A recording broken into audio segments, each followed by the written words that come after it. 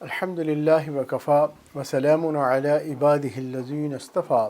اما بعد فاعوذ باللہ من الشیطان الرجیم بسم اللہ الرحمن الرحیم وسخر لکم ما فی السماوات وما فی الارض سبحان ربک رب العزۃ عما یصفون وسلام علی المرسلین والحمد للہ رب العالمین اللہم صل علی سیدنا محمد وعلی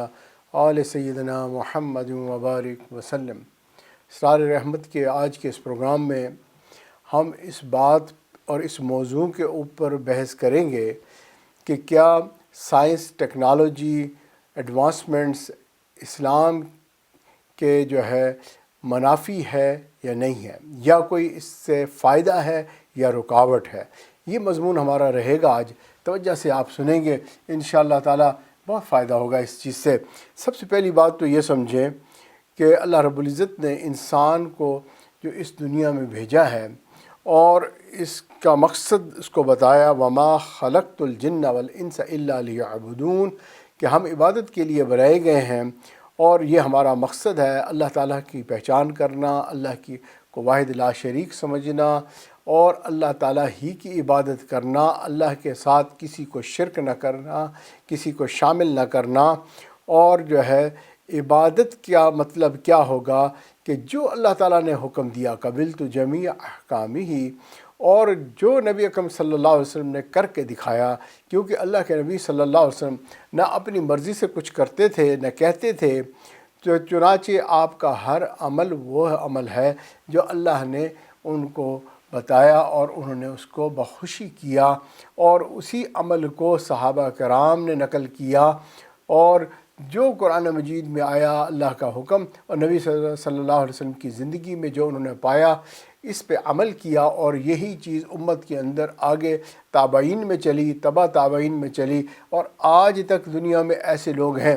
جو اپنی زندگی کو اللہ کے حکموں کے مطابق گزارتے ہیں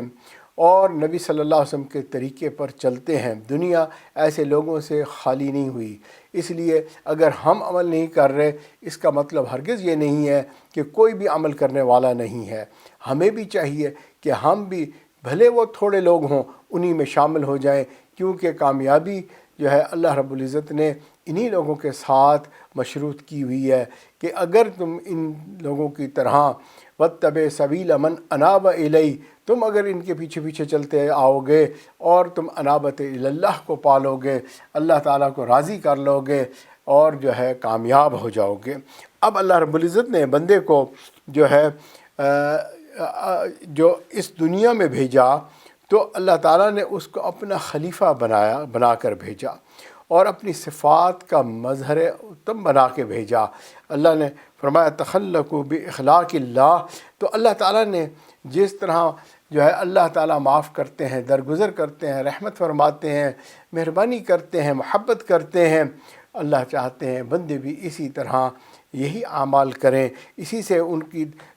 وہ زندگی پیاری ہو جائے گی اور اللہ تعالیٰ کو بھی اسی طرح اچھے لگیں گے۔ اب سوال یہ پیدا ہوتا ہے کہ عبادت کا مقصد اب بہت واسٹ ہو گیا۔ یہ نہیں ہے کہ صرف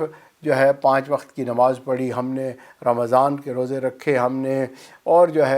باقی عبادات کی جیسے زکوٰۃ ہے اور صدقات خیرات ہیں، اور اسی طرح حج پہ جانا یا بیٹھ کے تسبیح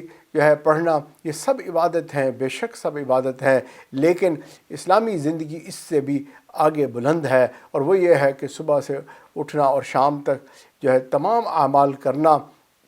رات کو سونا اور پھر اس کے بعد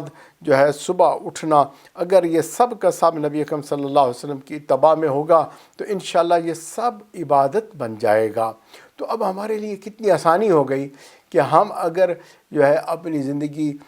معاشرتی گزار رہے ہیں، یعنی عبادت کے علاوہ اگر ہم گھر میں رہتے ہیں، میاں بیوی کے ساتھ ہماری زندگی گزرتی ہے، بچوں کے ساتھ ہماری زندگی گزرتی ہے، تو وہ بھی عبادت بن جاتی ہے۔ اور اسی طرح اگر ہم معاملات کرتے ہیں، کہیں جاب کرتے ہیں، کسی کو ہائر کرتے ہیں، اگر ہم کسی سے کوئی کنٹریکٹ سائن کرتے ہیں، کوئی چیز بھی ہم کر رہے ہیں، یہ سب عبادت بن جاتی ہے۔ اور اسی طریقے سے اگر ہمارا کوئی اخلاق ہے تو وہ اخلاق بھی وہی اخلاق ہونا چاہیے جو نبی اکرم صلی اللہ علیہ وسلم نے ہمیں سکھایا اسی کے مطابق زندگی گزاریں گے تو اب یہ ساری کی ساری چیز جو ہے عبادت بن جائے گی۔ انسان کو اللہ رب العزت نے اپنا خلیفہ بنا کر اس دنیا میں بھیجا،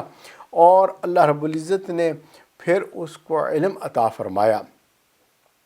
اس کو سمجھ عطا فرمائی، اور اس کے لیے اللہ نے اس کو دماغ دیا، اور دل جو ہے اللہ تعالیٰ نے محبت کرنے کے لیے دیا تاکہ دل اللہ کی یاد اور محبت میں گرفتار رہے، اور دماغ جو ہے وہ اس دل کے جو جذبات ہیں اللہ تعالیٰ کی محبت سے متعلق اور نبی صلی اللہ علیہ وسلم کی اتباع کے متعلق، تو دین اسلام کے اندر جس طرح دل کا کیفیت اس کے مطابق دماغ سوچے گا، پروسیس کرے گا، اور پھر اس کے بعد عمل کرنے کے لیے پورے جسم کو کمانڈ بھیجے گا، چنانچہ جسم اس کے مطابق حرکت میں آ جائے گا۔ آنکھیں ویسے ہی دیکھیں گی، کان وہی بات سنیں گے جس طرح اس کو سننا چاہیے، زبان وہی بات بولے گی جو اس کو بولنا چاہیے، ہاتھ پاؤں اسی طرح، شرمگاہ، ہر چیز جو ہے وہ پھر اللہ کے حکموں کے مطابق ہو جائے گی۔ اب آج کے دور میں کیونکہ سائنس ترقی کر رہی ہے اور بہت سارے مذاہب جو ہیں اس وجہ سے چیلنج میں آ رہے ہیں کہ ان کے جو عقیدے تھے ان کے اوپر حرف آتا ہے کہ وہ جو اگر بات سوچتے تھے سائنس نے اس کو جھوٹا ثابت کر دیا۔ اسی طرح جو اعمال وہ کرتے تھے سائنس نے کہا کہ اس میں تو کوئی بھی نہ جسمانی فائدہ ہے نہ مالی فائدہ ہے، کسی اعتبار سے بھی کوئی فائدہ نہیں، تو لہٰذا وہ بھی اعمال چیلنج ہو گئے۔ لیکن دین اسلام بھی ایک مذہب ہے اور مکمل ضابطہ حیات ہے، تو اسی طرح بعض اوقات لوگوں کے ذہن میں یہ بات بھی آتی ہے کہ سائنس جو ہے وہ کیا دین اسلام کو بھی چیلنج کرتی ہے۔ تو ایک موٹا فارمولہ سمجھ لیں کہ سائنس جو ہے وہ اپنی ترقی کے منازل کو طے کر رہی ہے، یعنی آہستہ آہستہ رفتہ رفتہ سائنس جو ہے چیزوں کو سمجھنے کی کوشش کر رہی ہے، اور وحی جو ہے یہ انسان کے انتہا تک کے معلومات جو ہے فراہم کرتی ہے، یعنی قیامت اور پھر قیامت کے بعد ما بعد الموت تمام حالات اس کے اندر موجود ہیں۔ تو لہٰذا جب قیامت تک کے حالات موجود ہیں تو انسان کی پوری زندگی جو ہے کیسے گزارنی چاہیے اس کے اندر بھی حالات موجود ہیں۔ ہاں البتہ یہ ہے کہ سائنس نے ایک حساب سے ترقی کی، اور آج ہم جو اپنے ارد گرد ترقی دیکھتے ہیں، ٹیکنالوجی دیکھتے ہیں، بڑے حیران ہو جاتے ہیں اور سوچ میں پڑ جاتے ہیں۔ آئیے ذرا دیکھتے ہیں کہ ہمیں دین اسلام سے کیا معلومات ملتی ہیں اور یہ سائنس کس طرح سے شروع ہوئی۔ سب سے پہلے اگر انسانیت کی تاریخ پر ہم نظر ڈالیں گے تو آدم علیہ السلام جو سب سے پہلے انسان بھی ہیں اور اللہ تعالیٰ کے بھیجے ہوئے نبی بھی ہیں، اللہ رب العزت نے ان کو علم الاشیاء وہ عطا فرمایا۔ تو جب اللہ نے علم عطا فرمایا تو کیونکہ اللہ نے دماغ بنایا تھا لہٰذا اللہ تعالیٰ نے علم بھی عطا فرما دیا۔ اب اس علم کے مطابق حضرت آدم علیہ السلام نے چیزوں کے نام رکھے، اور اس وقت شاید زبان سریانی یا عبرانی تھی، چنانچہ اسی زبان کے مطابق آدم علیہ السلام نے تمام چیزوں کے نام رکھے، جیسے آج ہم کہتے ہیں درخت ہے، پودے ہیں، پانی ہے، زمین ہے، آسمان ہے، اور تمام چیزیں، یہ سب چیزوں کے نام آدم علیہ السلام نے اس زبان میں رکھے جو وہ بولتے تھے۔ وعلم آدم الاسماء کلہا، اور سکھلا دیے اللہ نے آدم کو نام سب چیزوں کے۔ تو لہٰذا علم کہاں سے آیا؟ اللہ سے آیا۔ تو اور یہ کیسے شروع ہوا؟ چیزوں کے نام اس کو کلاسیفائی کر دیا۔ پھر اس کے بعد جب آدم علیہ السلام اس دنیا سے تشریف لے گئے تو حضرت ادریس علیہ السلام نبی بنے، تو اللہ تعالیٰ نے ان کو علم القلم عطا فرمایا۔ علم القلم کیا ہے کہ اب وہ جو چیزیں انہوں نے نام رکھے ہوئے تھے اس کو ایک تحریری شکل میں لانا کہ درخت وہ درخت ہے، پانی پانی ہے، اگر کسی کو لکھ کر کوئی پیغام بھیجنا ہے تو وہ بھیجا جا سکے۔ چنانچہ اللہ تعالیٰ نے علم قلم عطا فرمایا، اور اس وقت ابتدا میں ایک قسم کی لینگویج، چاہے وہ شکلی انداز کی ہوگی یا وہ کسی الفاظ لکھے ہوئے ہوں گے، لیکن اللہ جانتا ہے وہ کیسے ہوں گے، اشاروں کی زبان ہوگی، لیکن اللہ تعالیٰ نے یہ علم بھی عطا فرمایا۔ اب آپ اس سے آگے چلتے ہیں تو انسانیت جو ہے جیسی جیسی اس کی ضروریات ہیں ویسے ویسے ترقی کر رہی ہے۔ اللہ تعالیٰ نے اگلی جو ضرورت تھی وہ کھیتی باڑی کی تھی، اور جو ہے تاکہ جنت سے زمین پر آئے تھے، اب یہاں پر کھیتی باڑی کرنا ضروری، تاکہ کھائیں گے پئیں گے رہیں گے۔ انسان کا تعلق جو ہے اللہ تعالیٰ نے زمین کے ساتھ جوڑا۔ انسان جو ہے بیسیکلی مٹی سے بنا ہوا ہے، چنانچہ تمام فصلیں بھی مٹی سے نکلتی ہیں۔ انسان کے اندر پانی ہے تو وہ بھی پینے کے لیے مٹی سے نکل رہا ہوتا ہے، اور اسی طرح مکان بنتا ہے، لباس بنتا ہے، اور انسان کی تمام جو ضروریات ہیں اللہ تعالیٰ نے اس کو مٹی کے ساتھ وابستہ فرمایا۔ خلق الارض فی یومین، اللہ تعالیٰ نے فرمایا کہ انسان کو تمام اس کائنات کو ہم نے جو ہے 2 دن میں بنایا، اور اس میں 4 دن جو ہیں اللہ تعالیٰ نے برکت کو پیدا کیا۔ یہ وہی برکت ہے جس سے آج تک ہم فائدہ اٹھاتے ہیں۔ اب زمین کے اندر ہی خزانے ہیں، چاہے وہ چاندی ہے، سونا ہے، نمکیات ہیں، یا کوئی اور چیزیں ہیں، یہ سب کی سب جو انسان کو جو برکت ہے یہ اسی زمین سے ملتی ہے۔ اور جو ہے اور یہ برکت ایسی عجیب چیز ہے کہ اگر یہ زمین جو ہے اگر فصل پیدا کرتی ہے اور اس کے اندر یہ صلاحیت ہے کہ فصل پیدا کرے، تو چنانچہ انسان اگر اس کو سٹڈی کر لے اس برکت والی چیز کو، کہ زمین کے اندر پودے کے اندر جو جو چیزیں ضروریات ہوتی ہیں اگر وہ اس کو آسانی کے ساتھ مہیا کر دے تو یہی زمین فصل کو دگنا کر دے گی، 4 گنا 10 گنا۔ تو لہٰذا جو ہے زمین کے اندر اللہ نے یہ صلاحیت رکھ دی، اور انسان کے اندر یہ صلاحیت رکھی کہ وہ اس زمین کو سٹڈی کرے، انڈرسٹینڈ کرے، اور اس کے اندر مختلف فصلوں کو پیدا کرنے کے لیے جو ضروریات ہیں، جیسے ہم نے دیکھا کہ جو ہے کسی زمانے میں جانوروں کا گوبر وغیرہ سوکھ جاتا تھا، ایک جگہ رکھتے تھے، پھر اس کو زمینوں میں ڈالتے تھے، فصل بڑھ جاتی تھی، اس کو کھاد کہتے ہیں۔ آج کل کیمیکلز استعمال ہوتے ہیں، فرٹیلائزرز کہتے ہیں اس کو، اور یہ جو ہے استعمال کرنے سے زمین جو ہے وہ جو ہے زیادہ فصل دینے لگ جاتی ہے۔ اور یہی بات ہے کہ اگر جو ہے انسان بڑھ جاتے ہیں، اس زمین پہ رہنے والے بندے بڑھ جاتے ہیں، تو اللہ تعالیٰ نے زمین کو بھی ایسا ہی بنایا ہے کہ اگر آپ جو ہے اس کے فن کو سمجھ جائیں گے، اس سائنس اینڈ ٹیکنالوجی کو سمجھ جائیں گے، تو آپ اسی زمین سے دگنے بندوں کے لیے بھی فصل پیدا کر سکیں گے۔ اب زراعت کا یہ جو عمل ہے یہ پھیلا، اور قوم سبا میں جو ہے اس کا تذکرہ ہوا، لقد کان لسبأ فی مسکنہم آیہ جنتان عن یمین و شمال۔ قوم سبا کے لیے ان کی بستی میں نشانی تھی، وہ باغ دائیں اور بائیں، یعنی اتنے باغات تھے کہ راستوں میں ایک شہر سے دوسرے شہر جب جاتے تھے تو کئی میلوں کا سفر باغات سے بھرا ہوتا تھا۔ آج بھی افریقہ کے اندر یا بعض جگہوں پر امریکہ کے اندر بھی ایسے باغات لگے ہوئے ہیں جو میلوں تک پھیلے ہوئے ہیں، اور وہ کہتے ہیں کہ قوم سبا کا بندہ اگر کوئی خالی ٹوکری لے کر اس باغات کے اندر چلتا تھا تو اتنا پھل تھا کہ وہ خود بخود ٹوکری بھر جاتی تھی، یعنی گرنے والے پھل سے جو ہے یہ ٹوکری بھر جاتی تھی۔ لیکن کیا ہوا؟ کلوا من رزق ربکم واشکروا لہ، اللہ فرماتے ہیں اپنے رب کا دیا ہوا رزق کھاؤ اور اس کا شکر ادا کرو۔ بلدۃ طیبۃ ورب غفور، اور کتنا پاکیزہ شہر اور پروردگار مغفرت کرنے والا، کیونکہ یہ شکر کرنے والے تھے۔ لیکن ہوا کیا؟ انہوں نے شکر ادا نہیں کیا، کھاتے تھے جس کا اسی کا گیت گاتے، ہے نا۔ عام طور پہ دیکھا جب کھانے کو مل جاتا ہے، بندے کو نعمتیں مل جاتی ہیں، بندہ پھر شکر گزاری نہیں کرتا، اس کی عبادت میں وہ شوق اور رغبت نہیں رہتی۔ اور اگر انسان کو وافر چیزیں مل جائیں تب بھی انسان کو جو ہے اب وہ یوزڈ ہو جاتا ہے، تنگ آ جاتا ہے، نعمتوں سے بھی لوگ تنگ آ جاتے ہیں۔ اور یہی حال قوم سبا کا ہوا۔ ربنا باعد بین اسفارنا، وہ کہنے لگ گئے کہ اے ہمارے پروردگار آپ ان باغوں کو کچھ اس طرح سے کر دیں کہ یہ مسلسل نہ رہیں، بلکہ درمیان میں کچھ غیر آباد علاقے ہوں، اور ہم تاکہ جو ہے اس میں سے گزریں تو ہمیں پتہ چلے ایک شہر سے دوسرے شہر میں چلے گئے ہیں۔ ابھی بھی اگر آپ دیکھیں اس ملک میں جہاں ہم رہتے ہیں تو جو ہے ہریالی مسلسل ہے، آپ کو پتہ ہی نہیں چلتا کہ ایک شہر ختم ہوا دوسرا شہر آ گیا، پھر اس کے بعد شہر آ گیا، درمیان میں اگر کوئی ویرانہ ہو تو پتہ چلے گا کہ یہ شہر ختم ہو گیا، اب دوسرا شہر آ گیا۔ تو ان کے ساتھ معاملہ یہ تھا کہ وہ خالی جو ہے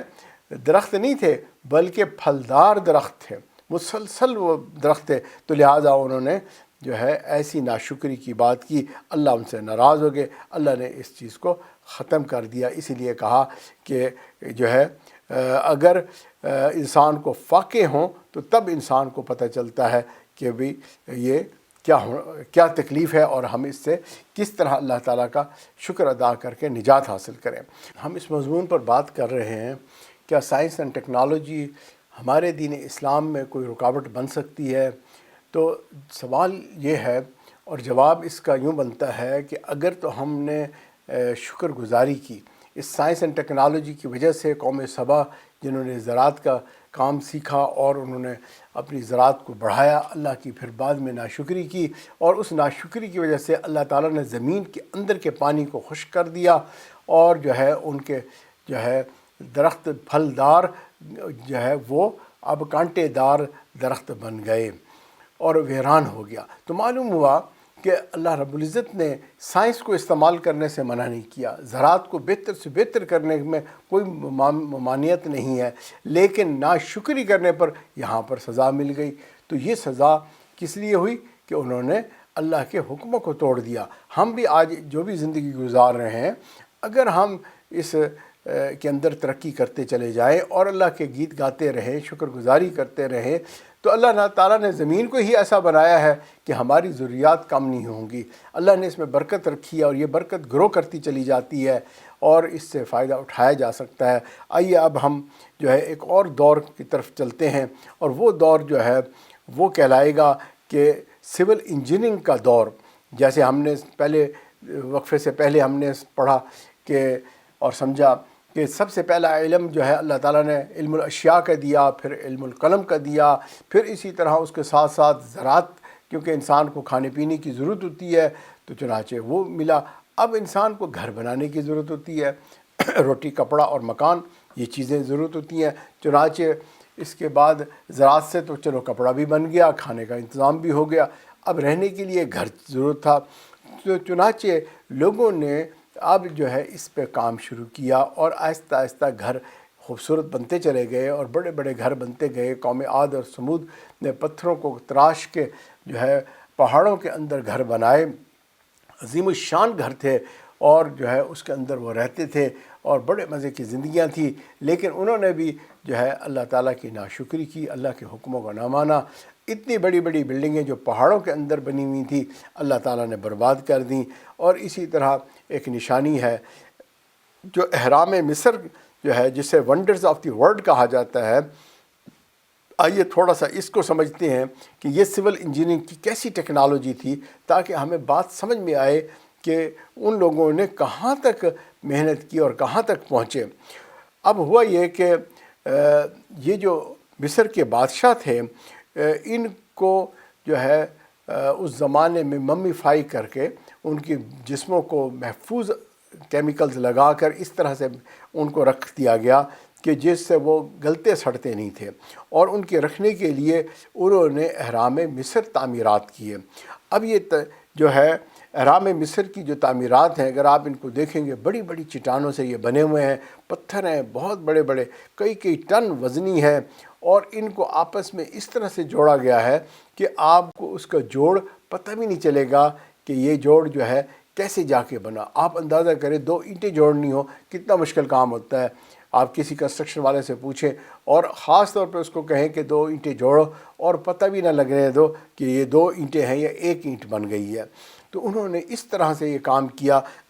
کہ اس میں بڑی بڑی چٹانیں۔ اچھا، اب اس زمانے میں وہ ٹیکنالوجی نہیں تھی جو آج کی موجود ہے، بڑی کرینیں ہیں آج کل، بڑی مشینری ہے۔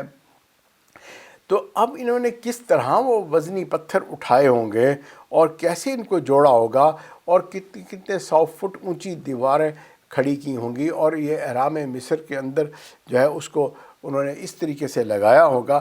آج عقل حیران رہ جاتی ہے۔ چنانچہ جیسے جیسے سائنس نے ترقی کی، انہوں نے دیکھا اور اس کی تحقیقات کی۔ چنانچہ اب وہ ہر طرف سے گھوم کے دیکھا کہ کوئی راستہ ایسا مل جائے جس سے اندر جائیں اور اندر کے حالات کو بھی دیکھیں، لیکن وہاں کوئی دروازہ والی کیفیت نظر ہی نہیں آتی، بالکل ساری جڑی ہوئی اس طرح سے اینٹیں جو ہے پوری چٹانیں وہ لگی ہوئی ہیں۔ چنانچہ جب الٹرا ساؤنڈ کی ٹیکنالوجی آئی تو انہوں نے الٹرا ساؤنڈ کے ساتھ اس کو دیکھنے کی کوشش جب کی تو ان کو معلوم ہوا کہ چند جگہوں پر بلاکس کے اندر کچھ گیپس سے نظر آئے ہیں۔ چنانچہ جب ان کو اس بات کا پتہ چلا، انہوں نے اجازت لے کر اب کہا کہ ہم اس جگہ کو اگر ہم اوپن کرتے ہیں تو دیکھتے ہیں کہ شاید ہمیں یہاں سے کوئی راستہ اندر جانے کا مل جائے۔ چنانچہ جب اس کو کھولا گیا تو انہوں نے دیکھا کہ بہت تنگ سی سیڑھی جو ہے اس کے اندر نظر آتی ہے، جس میں انسان سائیڈ سے ہو کر جو ہے پھسلتا ہوا آہستہ آہستہ یوں نیچے جا سکتا ہے، ورنہ جو ہے سیدھا آدمی نہیں جا سکتا ہے، بالکل تنگ راستہ ہے جس سے نیچے جا سکتا ہے۔ اب جب یہ نیچے جاتے ہیں تو وہاں وہ دیکھتے ہیں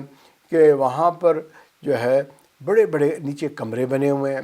اب یہ کمرے بڑے عجیب کمرے ہیں۔ انہوں نے یہ دیکھا کہ یہاں ان کمروں کے اندر جو ہے گپ اندھیرا نہیں بلکہ دن اور رات کا احساس ہوتا ہے، یعنی اندر سے وہ سب پتھروں کی چٹانوں کے اندر کا حصہ ہے، لیکن وہاں پر بھی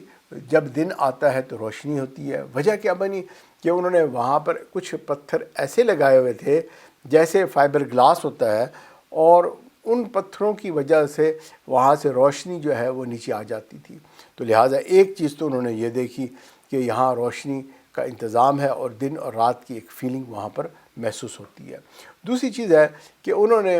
کچھ اس انداز سے وہاں پر جو ہے ایک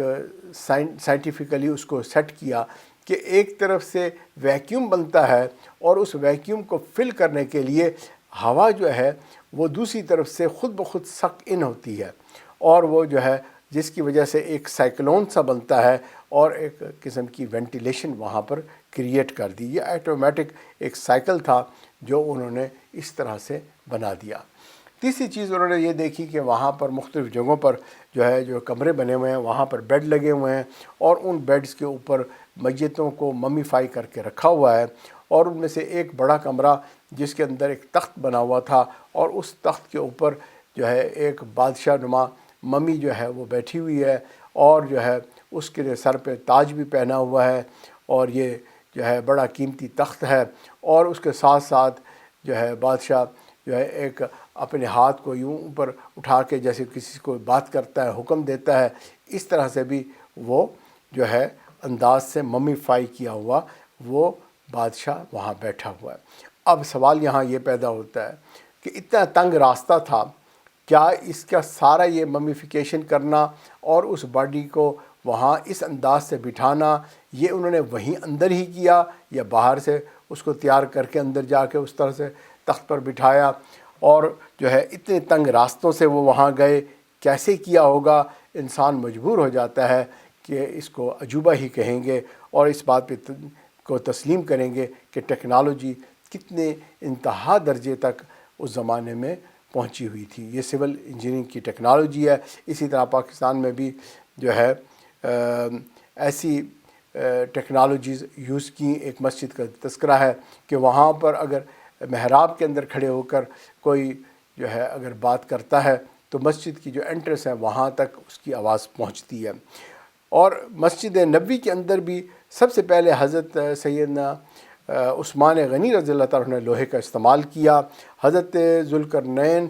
علیہ السلام انہوں نے ایک دیوار بنائی، آتونی زبر الحدید، مجھے لوہے کے ٹکڑے لا دو، اور اس کے ساتھ انہوں نے پتھروں کو مکس کیا جیسے کنکریٹ ہوتا ہے، اس طریقے سے انہوں نے یہ ایک دیوار کھڑی کی۔ تو یہ سب سول انجینئرنگ کی جو ہے ایک دور ہے جس میں سے وہ امپرومنٹ کرتا ہوا کہیں سے کہیں پہنچ رہا ہے۔ اسی طرح ایک مسجد کے دیوار کے اوپر لکھائی کی ہوئی تھی۔ اب لکھنے کے انداز کو دیکھیں کہ اگر آپ نے اس دیوار کو دیکھا، نیچے نیچے آپ کو لکھائی جو ہے پڑھی جاتی ہے آئی سائٹ ویژن کے اوپر جہاں آپ کو نظر آ رہا ہے، لیکن جب آپ اوپر دیکھیں گے تو اوپر والی جو تحریر ہوتی ہے عام طور پر وہ چھوٹی نظر آتی ہے، لیکن انہوں نے اس انداز سے اس کو تحریر کیا کہ نیچے کے الفاظ اور جو اوپر کی سطر ہے، اس کو دیکھا کہ انسانی ویژن جو ہے وہ کتنا ڈفرینس سے اس کو اسمال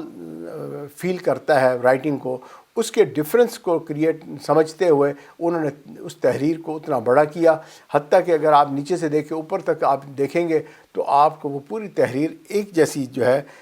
دکھائی دے گی اور ساری آپ پڑھ سکیں گے، ہر لائن کو پڑھنا پاسبل ہو جاتا ہے۔ اللہ اکبر! اب یہ کتنی زبردست چیز ہے، کتنی بڑی ٹیکنالوجی ہے جو، اور کس نے سکھائی؟ اللہ تعالیٰ نے سکھائی۔ کیا اس میں کوئی اسلام کے اندر کوئی رکاوٹ آئی؟ ہرگز نہیں آئی۔ آپ دیکھیں کہ حضرت داؤد علیہ السلام کو اللہ تعالیٰ نے لوہے کو نرم کر دینے کا ہنر عطا فرمایا، وَأَلَنَّا لَهُ الْحَدِيدَ، اور ہم نے داؤد علیہ السلام کے لیے لوہے کو نرم کر دیا۔ اگر سائنس اینڈ ٹیکنالوجی جو ہے وہ کوئی رکاوٹ ہوتی تو اللہ تعالیٰ اپنے پیارے انبیاء کو کیوں سکھاتا؟ بلکہ اللہ تعالیٰ نے ان کو سکھایا اور انہوں نے آگے لوگوں کو سکھایا، اور اس سے یہ ٹیکنالوجی کا آغاز ہوا اور لوگوں نے اس سے فائدہ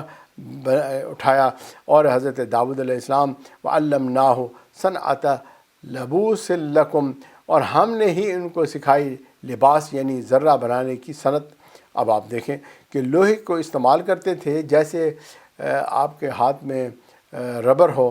اور آپ آرام سے اس کو مولڈ کرتے چلے جائیں، بالکل اسی طرح حضرت داؤد علیہ السلام جو ہے اس کو استعمال کرتے تھے اور ایسی جو ہے انداز سے وہ پورا لباس بناتے تھے جو اس وقت کی سے ڈیفنس کے لیے استعمال ہوتا تھا، کیونکہ تلواروں سے لڑائی ہوتی تھی۔ چنانچہ ایسا لباس اگر پہن لیا جائے جس میں لوہا استعمال ہوا ہے تو تلوار انسان کو نقصان نہیں پہنچا سکتی تھی، لیکن لوگوں نے پھر اسی بات کو، ٹیکنالوجی کو سمجھتے ہوئے نیزے بھی بنائے، حتیٰ کہ بعد میں یہی ٹیکنالوجی پہیے کا ایجاد بنا اور پھر اس سے انجن بنے، ریل گاڑیاں بنیں، اور اسی طرح یہ چیز آگے بڑھتی چلی گئی اور اس سے جو ہے بے شمار جو ہے ترقی ہوئی اور اس سے انسانیت کو فائدہ بھی پہنچا۔ اب یہاں تک ہمیں یہ بات سمجھ میں آ گئی کہ یہ ٹیکنالوجی تو اللہ تعالیٰ نے خود انبیاء کو سکھائی اور اس سے دین اسلام میں کوئی رکاوٹ پیدا نہیں ہوئی۔ ہاں البتہ اسی ٹیکنالوجی کو غلط استعمال کیا جائے تو پھر یہ رکاوٹ بن جاتی ہے۔ اگر آپ یہی سول انجینئرنگ سے غلط جگہ بنائیں گے، شراب خانے بنائیں گے اور جوئے کی جگہ بنائیں گے، اور آپ اسی طریقے سے بدکاری کی جگہ بنائیں گے، ہاں انسان کی روحانیت کے اوپر اثر ہوگا، اللہ کی عبادت میں کمی ہوگی۔ جیسا کہ ہم نے کہا کہ اللہ تعالیٰ نے بندے کو عبادت کے لیے بنایا ہوا ہے، تو اب یہ سائنس رکاوٹ بن جائے گی، ورنہ تو کوئی رکاوٹ نہیں ہے۔ اچھا، اسی طرح اگر ہم اگلی ایک ایجاد کو دیکھتے ہیں جسے الیکٹرانک انجینئرنگ کا دور کہا جا سکتا ہے، اس کا آغاز ایک جنریٹر بننے سے ہوتا ہے، اور یہ جنریٹر کی ایجاد جو ہے الیکٹرک کا آغاز تھا، اور ابتدا میں ڈی سی جنریٹر ہوتے تھے اور بعد میں اے سی جو ہے جنریٹر بنے، اور اسی سے بجلی کا ایک پورا سسٹم بنا کہ عام گھروں میں بھی یہ بجلی پہنچائی جانے لگی اور وائرنگ ہونے لگی، اور اس سے جو ہے گھریلو استعمال کی چیزیں جو ہے جو بجلی پر چلتی ہیں وہ سب کی سب بنی۔ ابتدا میں تو لالٹین ہوتا تھا اور اسی کے اوپر بیٹھ کے لوگ جو ہے روشنی میں بیٹھ کے پڑھتے تھے، اپنے کام کرتے تھے، لیکن جب یہ بلب لگنے لگے اور الیکٹرک جو ہے یہ ہر گھر میں پہنچنے لگی، جیسے آج الحمدللہ ہر گاؤں میں ہر جگہ پہنچی ہوئی ہے، تو اس سے پھر جو ہے اس کے استعمال کے لیے اب جو ہے لوگوں نے چیزیں بھی بنانی شروع کر دیں، اور بے شمار چیزیں جیسے کہ آپ اپنے گھروں میں دیکھتے ہیں ایئر کنڈیشن ہے، اور جو ہے کھانا پکاتے ہوئے کچن کے اندر کتنی مشینیں پڑی ہوئی ہیں جی، مائکرو ویو رکھا ہوا ہے، فریج ہے ٹھنڈا کرنے کے کام آ رہا ہے، یہ سب چیزیں جو ہے یہ بجلی سے چلتی ہیں۔ اب اس کے بعد اگلی چیز آ جاتی ہے کہ اسی سے آگے ایڈوانسمنٹ ہوتی ہے کہ ٹیلی فون کا رابطہ، یعنی کہ جب ٹیلی فون کا سسٹم بھی بنا،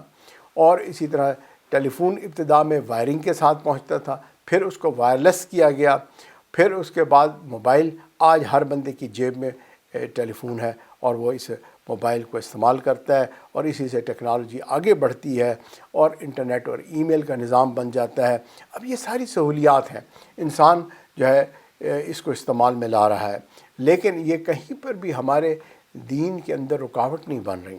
ہاں ان کا استعمال اگر صحیح ہوگا تو پھر تو یہ فائدہ مند ہے، اور اگر اس کا استعمال صحیح نہیں ہوگا پھر یہ رکاوٹ بن جائے گا۔ اب کسی کو اگر آپ نے ٹیلی فون کرنا ہے، کوئی دور دراز دوسرے شہر میں بیٹھا ہوا ہے، آپ کے پاس موبائل ہے، جیب سے نکالا، آپ نے بات کی اور فوراً بات ہو گئی۔ پوری دنیا ایک گلوبل ولیج بن چکی ہے، انسان اس سے کتنے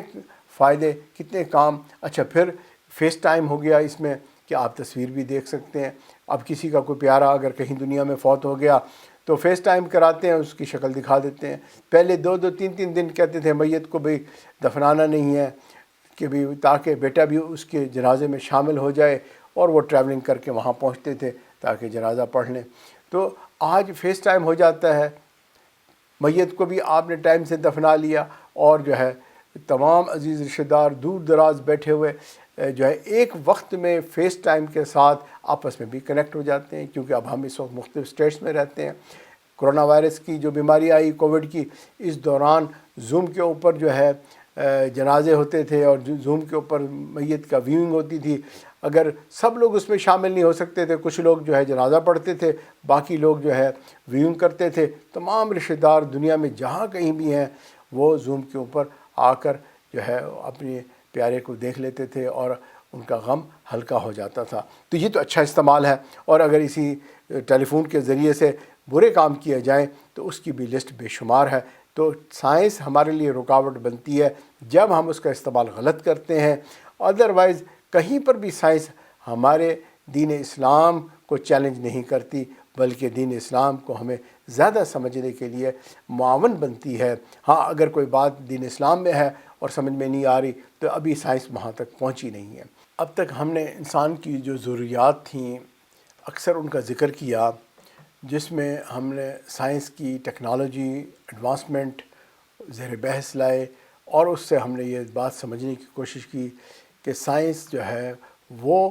ہمارے دین کے اندر کہیں بھی رکاوٹ نہیں پیدا کر رہی جب تک کہ ہم اس کا صحیح استعمال کر رہے ہیں۔ اسی طرح اب اگر طب کو دیکھا جائے تو جڑی بوٹیوں سے علاج شروع ہوا۔ موسیٰ علیہ السلام بیمار ہوئے، اللہ تعالیٰ سے پوچھا کہ اللہ میں کیا کروں؟ آپ نے فرمایا فلاں جڑی بوٹی استعمال کر لو۔ انہوں نے استعمال کی، کچھ عرصے کے بعد یہی عارضہ دوبارہ ہوا، اور انہوں نے وہی جڑی بوٹی دوبارہ استعمال کی اور فائدہ نہ ہوا۔ پوچھا اے اللہ، میں نے تو وہی جڑی بوٹی استعمال کی، تو یہ کیا ہوا؟ مجھے فائدہ نہیں ہوا۔ اللہ نے بتایا اے کلیم اللہ، اس جڑی بوٹی میں جو فائدہ ہے اور نقصان ہے وہ تو ہم نے رکھا ہوا تھا، آپ نے ہماری اجازت سے استعمال کیا، آپ کو فائدہ ہوا۔ آپ نے اس مرتبہ پوچھا نہیں، اس لیے آپ کو کوئی فائدہ نہ ہوا۔ تو اللہ بتانا یہ چاہتے ہیں کہ جڑی بوٹیوں کے فائدے بھی جو ہے اللہ کی مرضی سے ہیں۔ تو اللہ تعالیٰ نے ان جڑی بوٹیوں میں فائدے رکھے، اور دنیا کے اندر ایسے اطباء، ایسے ڈاکٹرز جو ہے وہ پیدا ہوئے جنہوں نے ان جڑی بوٹیوں سے ایکسٹریکٹ نکالا، ان کو مختلف انداز سے استعمال کیا اور بیماریوں کا علاج کیا۔ دنیا میں ایسے ڈاکٹر بھی گزرے ہیں جو بندے کی شکل دیکھ کر بتا دیتے تھے کہ یہ اس کی بیماری کس حالت تک پہنچی ہوئی ہے۔ ایک کتاب تھی القانون اس کا نام تھا، اور اس کے اندر ایسی شناخت والی بات بتا دی کہ اگر کوئی بندے کو ایسے سمٹمز ہو جائیں تو اس کا مطلب ہے یہ ناقابل علاج سمٹمز ہیں اور اس کی عنقریب موت واقع ہو جائے گا۔ تو اس علم کے اوپر یونان کے اندر بڑا کام ہوا، اس لیے آج جو ہمارے پاس طب یونانی ہے جس کے ذریعے سے اکثر علاج کیا جاتا ہے، جو اس کی ایڈوانسمنٹ ہے وہ ساری کی ساری اسی طب یونانی کا ہی نتیجہ ہے۔ اس کے ساتھ ساتھ ایک اور ٹیکنالوجی آئی اور وہ کمپیوٹرز کا دور کہلاتا ہے۔ 1960 میں کمپیوٹر بنانے شروع کیے گئے، یا اس سے پہلے سے شروع ہوئے، اور یہ کمپیوٹر بن کے ہمارے پاس آنے شروع ہوئے، اور اس ٹیکنالوجی کے اندر بہت تیزی سے اضافہ ہوا، اور اس اضافے کی وجہ سے ہر ٹیکنالوجی کے اوپر ایفیکٹ ہوا۔ ہر چیز کو اس نے سپیڈ اپ کر دیا، کیونکہ اس کے اندر جو ہے ایسا صلاحیت ہے کہ جس سے کاموں کو کرنا آسان ہو جاتا ہے، ڈیٹا کلیکشن آسان ہو جاتی ہے، چیزوں کو سمجھنا اور ریسرچ اینڈ ڈیولپمنٹ کرنا بہت آسان ہو جاتا ہے۔ چنانچہ کمپیوٹرز کی ٹیکنالوجی نے جو ہے ہر علم کے اندر اضافہ کر دیا۔ اب ایک علم ایسا ہے جو میں زیر بحث لانا چاہتا ہوں، جس سے میں اپنی بات جو میں اس وقت تک کرتا رہا اس کو سمجھانا چاہتا ہوں، کہ وہ بات یہ سمجھنی ہے کہ ٹیکنالوجی سے ہم نے کس طرح سے فائدہ اٹھانا ہے، اور ٹیکنالوجی سے کس طرح سے ہم نے اپنے آپ کو، اپنی اولاد کو بچانا ہے، کیونکہ یہ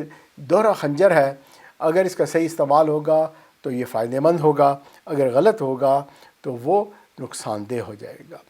اب ایک بات سمجھیں کہ ایک ٹیکنالوجی ایسی ہے جس کو جینیٹک انجینئرنگ کہا جاتا ہے، اور یہ حال ہی میں جو ہے ایجاد ہوئی اور اس کے اوپر کام شروع ہوا، اور جب اس پہ کام ہوا تو بہت تیزی کے ساتھ یہ کام ڈیولپ ہوا اور اس میں بہت ایڈوانسمنٹ ہوئی۔ اب اس میں سب سے پہلے جو کام شروع کیا گیا وہ بیج کے اوپر کیا گیا۔ جو سیڈنگز ہوتی ہیں، جتنے بھی پلانٹس ہیں، فروٹ کے، ویجیٹیبلز کے، ان کے سیڈز کے اوپر جو ہے یہ ریسرچ کی گئی، اور اس انجینئرنگ کے ساتھ جو ہے سیڈز کو اپنے مطابق بنانے کی جو ہے اس سے فائدہ اٹھانے کے لیے پودوں کو اپنے مطابق بنانے کی جو ہے کوشش کی گئی۔ یاد رکھیں کہ اللہ رب العزت نے بندے کو خلیفۃ اللہ کہا ہے، اس کے اندر یہ صلاحیت پیدا کی ہے کہ وہ اس دنیا میں رہ سکتا ہے اور اس دنیا کو استعمال کر سکتا ہے۔ وَسَخَّرَ لَكُم مَّا فِي السَّمَاوَاتِ وَمَا فِي الْأَرْضِ، اور اس نے زمین اور آسمان کے درمیان جو کچھ بھی ہے وہ تمہارے لیے مسخر کر دیا ہے۔ اور یہ مسخر کرنا کیا ہوتا ہے؟ امام راغب اصفہانی رحمہ اللہ لکھتے ہیں کہ مسخر کرنے کا مطلب یہ ہے کہ کسی چیز کو لگام دے کر اس کو اپنی مرضی کے مطابق استعمال کرنا۔ لگام جیسے گھوڑے کو لگام دی جاتی ہے، وہ گھوڑا دوڑتا ہے، اگر کوئی اس کے اوپر سوار ہے، اس نے لگام پکڑی ہوئی ہے، اسی گھوڑے کو دائیں موڑنا چاہے گا دائیں مڑے گا، بائیں موڑنا چاہے تو بائیں مڑے گا، تو سیدھا لے جانا چاہے سیدھا جائے گا، پیچھے لے جانا چاہے تو پیچھے لے جائے گا، یعنی اس کے پاس وہ لگام ہے۔ اب یہ لگام اللہ تعالیٰ نے بندے کے ہاتھ میں دی، اور اس کا نام ہے تسخیر۔ لیکن بندے نے اس گھوڑے کو جدھر بھی موڑنا ہے، دائیں موڑے بائیں موڑے، یہ صلاحیت گھوڑے میں موجود ہے، یہ اس بندے کے اندر یہ صلاحیت موجود نہیں ہے۔ وہ اس کے ہاتھ میں لگام ہے فقط، اور وہ جدھر چاہتا ہے اس گھوڑے کو جو ہے موڑتا ہے، چلاتا ہے، بھگاتا ہے، جس طرح سے چاہتا ہے ویسے استعمال میں لاتا ہے۔ چنانچہ اسی طرح اللہ تعالیٰ نے یہ زمین و آسمان اور جو کچھ اس کے اندر برکات رکھی ہیں، ان سب کی لگام بندے کے ہاتھ میں دے دی کہ تم اب اس کو اپنے حساب سے چلانا چاہتے ہو تو چلاؤ، استعمال کرو، کیونکہ انسانوں کو اللہ تعالیٰ نے اس زمین کے لیے بنایا تھا، اور اللہ تعالیٰ نے اس کو اپنا خلیفہ بنایا، نائب بنایا، اور اس نے ہی اس کو استعمال میں لانا تھا۔ اب آئیے انسان نے اس کو کس طرح سے استعمال کیا کہ ابتدا میں جینیٹک انجینئرنگ جو ہے وہ بیج کے اوپر شروع ہوئی۔ اب یہ جو بیج ہے یہ شروع میں اس سے جو پھل نکلتا تھا اس کی شکل بھی بعض اوقات اتنی خوبصورت نہیں ہوتی تھی، ذائقہ بھی اتنا میٹھا نہیں ہوتا تھا، اچھا نہیں ہوتا تھا، اور اسی طرح مقدار میں بھی کم ہوتا تھا۔ جیسے جیسے انسان بڑھے اس کی ضرورت بڑھی، جینیٹک انجینئرنگ نے جو ہے انسانوں کو یہ مدد دی کہ وہ چاہیں تو اس بیج کو اندر تبدیلی کر کے اس انداز سے اس کو بنائیں کہ وہ ایسے پلانٹس بنا لے کہ جس سے من و من جو ہے فصل جو ہے پیدا کی جا سکتی ہے، ذائقے کو بے انتہا اچھا کیا جا سکتا ہے، اور وہ جو ٹیڑھی پھیڑے جو ہے سبزیاں بنتی تھیں ان کی شکلیں بھی خوبصورت ہو جاتی ہیں۔ اسی طرح اگر زمین کم ہے اور تھوڑی جگہ پہ جو ہے انسان نے بہت ساری چیزیں کرنی ہیں، مثال کے طور پر جو ہے ایک سٹرس فیملی کہلاتی ہے، جس میں جو ہے میٹھا بھی ہوتا ہے، کینو بھی ہوتا ہے، فروٹر بھی ہوتا ہے، اور لیمن بھی ہوتا ہے، اس قسم کی چیزیں۔ تو انہوں نے ایک درخت ایسا بنایا کہ اس کی ہر برانچ کے اندر مختلف گرافٹنگ کر کے انہوں نے ایک ہی درخت کے اندر جو ہے یہ سٹرس فیملی کی تمام ورائٹی کو اکٹھا کر دیا۔ اب ایک درخت سے اب آپ یہ دیکھیں کہ انہوں نے کتنے سارے فروٹ مختلف قسم کے حاصل کر لیے، اور یہ چینجز انہوں نے کیسی کی؟ جینیٹک انجینئرنگ کے ساتھ کی۔ اسی طرح جو ہے انسان کی ضرورت ہے کہ اس نے دودھ پینا ہے، گائے ہے، تو اب اس کے اندر بھی انہوں نے چینجز کی، ایسی جینیٹک انجینئرنگ کی کہ جس سے گائے جو ہے اب 120 لیٹر دودھ دینے والی بن گئی، جس کا دودھ نکالنا بھی مشکل، چنانچہ پھر ایسے پمپ لگائے گئے جس سے جو ہے دودھ کو نکالا جا سکے۔ اب بات تو یہ ہے کہ نظام تو اللہ تعالیٰ نے بنایا ہے، انسان نے اس کو سمجھنا ہے اور استعمال میں لانا ہے۔ اب اس میں تو کوئی حرج نہیں ہے، خود اللہ تعالیٰ مقام تسخیر انسان کو دے رہے ہیں، انسان جو ہے اس کو استعمال میں لا سکتا ہے۔ اچھا، اب اسی طرح انسانوں نے اس کو مزید دیکھا کہ اور اس سے فائدہ اٹھانے کے لیے انہوں نے سوچا کہ اگر ہم یہ چاہتے ہیں کہ ہم بیٹا جنم دیں یا بیٹی جنم دیں، تو لہٰذا جو ہے جینیٹک بینک بن گئے، اور انہوں نے انسانی جینیٹکس کو وہاں پر جمع کر لیا، اور بیٹے اور بیٹی کے جو ہے بچے اور بچی کے جینیٹکس کو سیپریٹ کر دیا، اور لوگوں کو یہ چوائس دے دی کہ اگر تم چاہتے ہو کہ تمہارے ہاں بیٹا ہو تو تم یہ کیپسول لے لو گے اور اس سے جو ہے بیٹا پیدا ہوگا، اگر تم جو ہے یہ کیپسول استعمال کرو گے تو بیٹی پیدا ہوگی۔ اب انہوں نے جو ہے فلسفی سمجھ لی، بات سمجھ لی، اب اس میں کوئی حیرانی والی بات نہیں۔ بعض لوگ اس بات پہ حیران ہوتے ہیں، بھئی حقیقت یہ ہے کہ اللہ تعالیٰ کا بنا ہوا ایک نظام ہے جو انہوں نے سمجھ لیا، اور وہ اس میں ایکس وائی کروموسومز ہوتے ہیں، اگر ایکس وائی ہوگا تو بھئی لڑکا ہوگا، ایکس ایکس کروموسوم ہوگا تو لڑکی پیدا ہوگی۔ چنانچہ اگر یہ خدائی نظام کو سمجھ گئے تو اس کو استعمال میں لائیں گے تو بہرحال رزلٹ بھی ویسا ہی نکلے گا۔ انہوں نے خود سے کچھ بھی نہیں کیا، بلکہ خدائی نظام کو سمجھ کر اس کو استعمال میں لائے ہیں، اور یہ جو ہے اللہ تعالیٰ نے ان کو علم دیا تھا۔ اب اسی طرح جو ہے اگر ہم کہیں کہ بھی ٹیسٹ ٹیوب بیبیز ہونے لگ گئیں، تو بھئی وہ بھی انہوں نے ماں کے جو ہے جہاں بیبی بنتا ہے اس انوائرمنٹ کو سمجھا، یوٹرس کو سمجھا، اور اس کے مطابق جو ہے انوائرمنٹ انہوں نے آرٹیفیشل باہر بنائی، اور جو ہے اسی نظام کو یوز کرتے ہوئے انہوں نے اس کام کو کر لیا۔ اب ایک اور ایڈوانسمنٹ ہوتی ہے، اور اس کو کہتے ہیں ڈی این اے کی اسٹڈی، کہ ہر سیل کے اندر ڈی این اے ہوتا ہے، اور یہ جو ہے ایک قسم کی انسٹرکشن بک ہے انسان کے ہر سیل کی، جو اس کو گائیڈ کرتی ہے، اور جو ہے اس کے مطابق انسان کا پورا سٹرکچر کام کرتا ہے، اور اس میں کوڈز لکھے ہوتے ہیں، اور انہوں نے اس کو جو ہے ڈی کوڈ کر کے دیکھا، اور اس سے ہزاروں بیماریاں اور ہزاروں باتیں ان کو سمجھ میں آ گئیں۔ آج تک جو ہے کتنی ساری اس پہ اسٹڈی ہو چکی، حتیٰ کہ ان کو یہ پتہ چل جاتا ہے کہ اگر کسی کے کالے بال ہیں یا بھورے بال ہیں، یا کسی کی شکل ایسی ہے، گورا ہے، کالا ہے، کس قسم کا ہے، یہ سب اسٹڈی جو ہے ڈی این اے کے اندر دی ہوئی ہے۔ اگر ہم اس کو اسٹڈی کر لیں گے تو ہمیں پتہ چل جائے گا کہ یہ بندہ جو ہے اس کے کالے بال ہوں گے یا بھوری آنکھیں ہوں گی، یا کیسے اس کی شکل ہوگی، گورا ہوگا، کالا ہوگا۔ تو چنانچہ اگر ہم ڈی این اے کی اسٹڈی کر کے بھی ہم اس کے جینیٹکس کو اس طرح سے محفوظ کرتے چلے جائیں، یا ہم اس کو جو ہے اور اسٹڈی کر کے یہ دیکھیں کہ اگر یہ بندہ روٹین کی لائف گزار رہا ہے تو اگلے 25 سال کے دوران اس کو کون کون سی بیماریاں ہو سکتی ہیں، یہ بھی ہمیں پتہ چل سکتا ہے، اور ہم ان بیماریوں کے مطابق اگر اس کا علاج بھی کرنا چاہے اور پہلے سے اس کی احتیاط بھی کرنا چاہے تو وہ بھی کیا جا سکے گا۔ تو یہ ایک جینیٹک انجینئرنگ جو ہے اس نے اپنا کام کرنا شروع کر دیا، اور یہ آج کل بہت تیزی سے ڈیولپ ہو رہی ہے۔ ہاں، البتہ اس جینیٹک انجینئرنگ سے ہمیں ایک فائدہ ہوا کہ ڈارون تھیوری کو اس نے غلط ثابت کر دیا، کیونکہ جینیٹک تھیوری کے مطابق ایکس وائی کروموسوم جو ہے وہی ایکس ایکس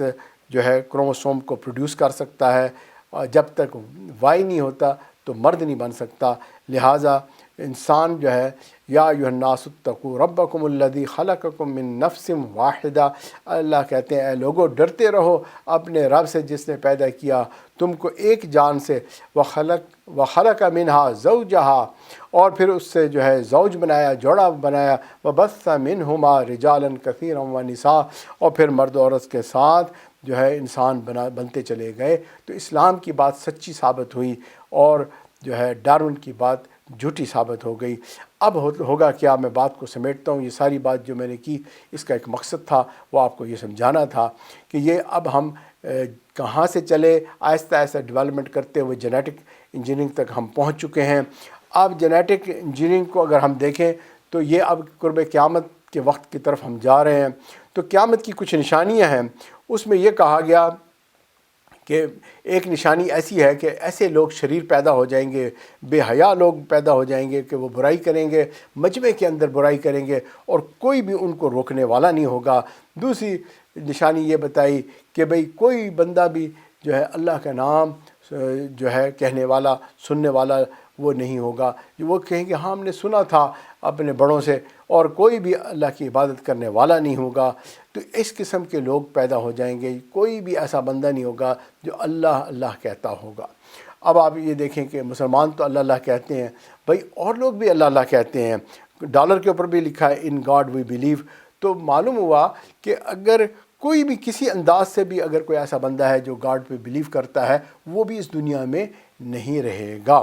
اب یہ بات کیسے پاسبل ہے؟ اس کا مطلب ہے کہ ڈی این اے کی بیہیویئرل جو جینز ہیں ان کی اسٹڈی کی گئی، اور یہ ممکن ہے کہ ایک وقت آئے کہ جب لوگ یہ سمجھنے لگ جائیں شائنیس از اے سکنس، جیسے کہ آج کل بعض لوگ کہتے ہیں، تو لہٰذا اس کو بھی بیماری سمجھنے لگ گئے کہ شرم نام کی کوئی چیز ہی نہ ہو۔ اور ہمارا مذہب کہتے ہیں الحیاء شعبۃ من الایمان، تو حیا تو جو ہے وہ ایک پورا اس کا چیپٹر ہے دین اسلام کا، زندگی گزارنے کا۔ تو اب جو ہے اگر سائنس اس نتیجے پہ پہنچ گئی کہ اس ڈی این اے کے ساتھ ہم جس طرح بیماریوں کو پہچان رہے ہیں، اور اسی طرح انسان کا بیہیویئر اگر وہ بھی اس کو جو ہے شرم و حیا کو بیماری سمجھنے لگ جائیں، خدا کی عبادت کو بھی ایک کمزوری سمجھنے لگ جائیں، تو پھر اگر جینیٹکس کو اس طرح سے مینیپولیٹ کیا گیا کہ جس سے بلا آخر جو ہے انسان بے شرم و حیا ہو جائے گا اور انسان اللہ کے نام لینے سے بیزار ہو جائے گا، تو اب یہ بتائیں اس سائنس نے فائدہ دیا یا نقصان دیا؟ بھئی یہ صاف ظاہر ہے نقصان کا سبب بن گیا۔ اسی طرح جو ہے اگر لوگ اس زمانے میں اگر یہ پسند کرنے لگ جائیں کہ ہم اپنی مرضی کا بچہ چاہتے ہیں جس کے کریکٹرسٹکس اس طرح کے ہوں، اور وہ آہستہ آہستہ پہنچ جائیں اس مقام پر کہ دنیا میں کوئی بھی اللہ اللہ کہنے والا باقی نہ بچے، تو نبی صلی اللہ علیہ وسلم نے بتایا اس پر قیامت برپا ہو جائے گی، یہ دنیا ختم ہو جائے گی، یعنی جینیٹکس انسانوں کا تباہ و برباد ہو جائے گا۔ تو بھئی اللہ تعالیٰ محفوظ کرے کہ ہم ایسی ترقی کرتے کرتے اور دین اسلام کو مٹاتے مٹاتے اس مقام پر پہنچ جائیں کہ ہم اپنے آپ کو ہی برباد کر بیٹھیں۔ چھری بڑے کام کی چیز ہے لیکن اگر ہاتھ کاٹ دیتی ہے تو نقصان دہ ہے، سائنس بڑے کام کی چیز ہے اگر یہ آپ کے مذہب کو نقصان پہنچا دیتی ہے تو پھر اس کا کوئی فائدہ نہیں ہے، یہ بہت ہی نقصان دہ چیز ہے۔ تو ہم سائنس کو استعمال کریں گے لیکن سائنس کے لیے استعمال نہیں ہو جائیں گے، ہم اپنا عقیدہ وہی پر بنائیں گے، ہم عقیدہ اپنی عقل پہ نہیں بنائیں گے، ہے جی۔ اس لیے یہ فیصلہ ہمیں کرنا ہوگا۔ اللہ تعالیٰ عمل کی توفیق عطا فرمائے اور ہماری سمجھ کو اور ہماری زندگی کے گزارنے کو صحیح فرما دے۔ وآخر دعوانا ان الحمد للہ رب العالمین۔